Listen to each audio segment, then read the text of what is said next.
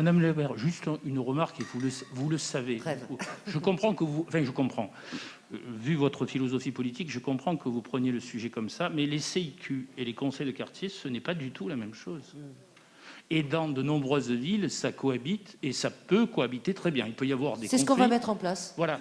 Non, mais c'est important de le dire en ce conseil municipal et à tous les exploits, ça n'a pas le même objet.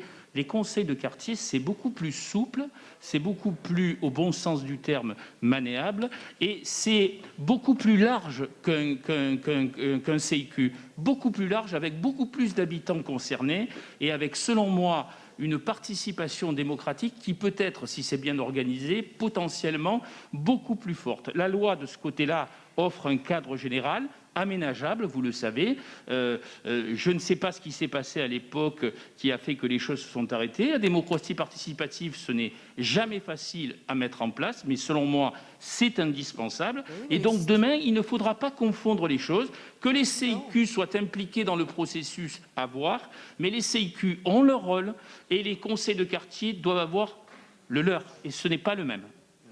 Ce n'est pas exactement le même rôle, mais ça reste une instance de concertation dans les deux cas.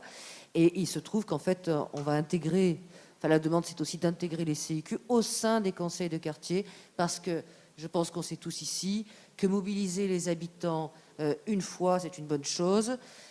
Mais après, il y a une espèce d'usure qui se fait s'il y a effectivement différentes mobilisations. Donc l'idée, c'est plutôt au sein des conseils de quartier de réunir à la fois les CIQ et d'autres associations de quartier, voire d'autres habitants, tout simplement.